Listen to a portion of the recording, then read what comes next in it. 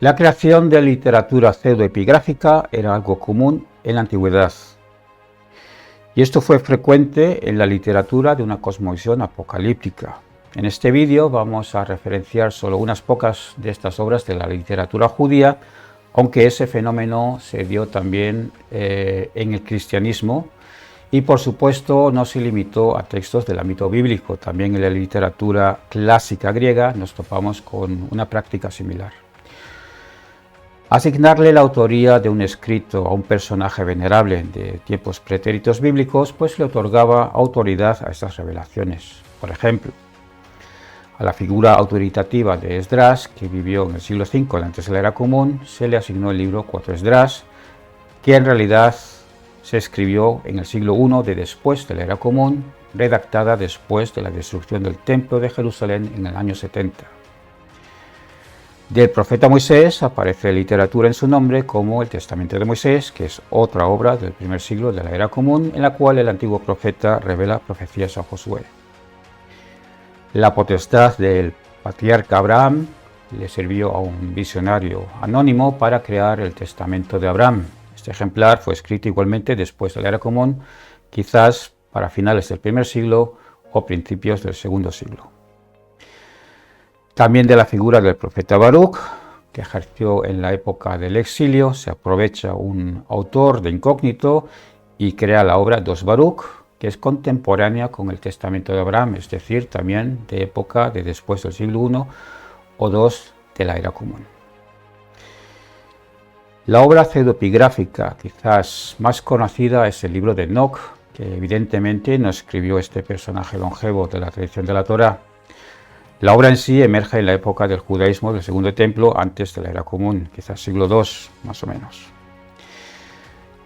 Algunos de estos libros pertenecen al canon de una u otra iglesia y es rechazado a su vez por otras. Sin embargo, existe una obra, un libro, sin duda alguna pseudoepigráfica, que logró colarse en el canon de todas las iglesias e incluso en los libros aceptados por la comunidad judía rabínica. En el caso de los judíos, este libro no lo encontramos entre los Nevi'im, sino entre los Ketuvim, pero sigue siendo parte del Tanaj. El libro al que nos referimos es el libro de Daniel. Un autor con una cosmovisión apocalíptica escribe esta obra a merced de los hechos que estaba viviendo en la época de Antíoco IV en el siglo II de antes de la Era Común.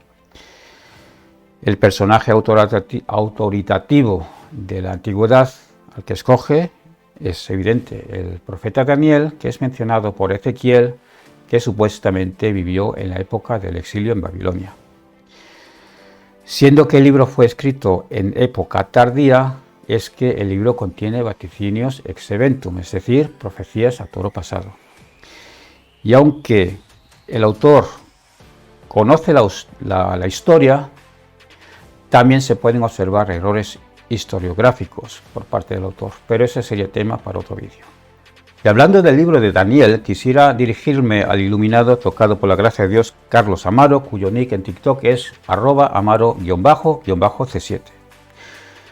Te pediría que des la cara en un live mío y no entres en lives de terceros donde me ves y donde sueltas payasadas debido a tu ignorancia, como que los manuscritos de Qumran, donde aparecen fragmentos del libro de Daniel, echan por tierra mi hipótesis de que esta obra es de la época de Antíoco, ya que los manuscritos de Qumran son del siglo III de antes de la Era Común, por lo tanto anterior a Antíoco IV.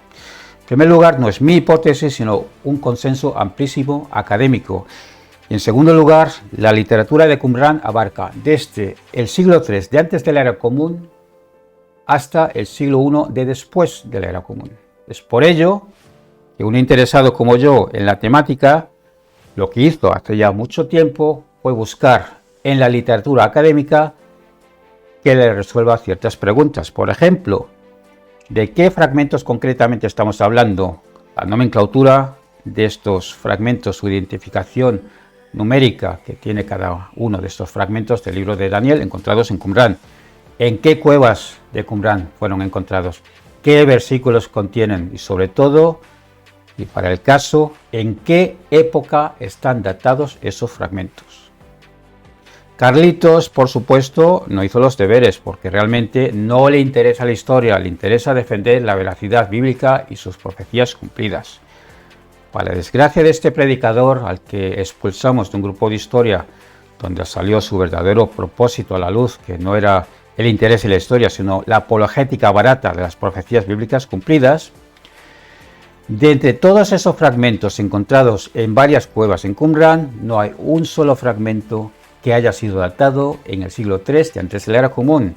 Ni un solo ha sido datado tan siquiera contemporáneo con Antíoco, sino que todos ellos datan de después de este rey que profanó el templo de los judíos colocando una estatua de Júpiter en la morada de Yahvé.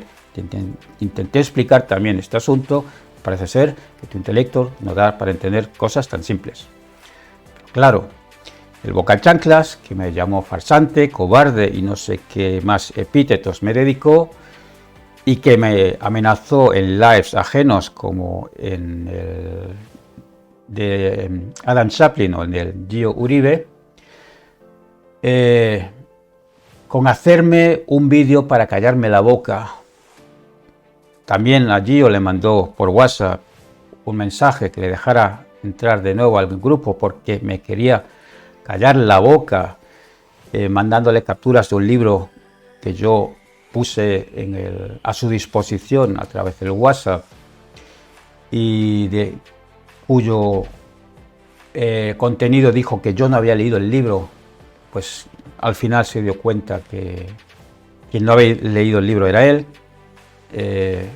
Lo poco que leyó, la captura que hizo, simplemente no entendió que no se está hablando de la opinión del autor, sino que se estaba citando a Flavio Josefo. Cuando se dio cuenta que había metido la pata, pues como canino asustado escondió el rabo entre las piernas. Yo he hecho de tripas corazón y le estoy siguiendo para ver si es posible poder ponerme en contacto con él para que dé la cara en mis lives. Desgraciadamente no me está siguiendo, por lo que el mensaje que le mandé para que se pase por algún live mío, donde poder darle clases gratis sobre los fragmentos del libro de Qumran, pues no le pudo llegar. Carlitos Amarito, aquí en mi canal te espero.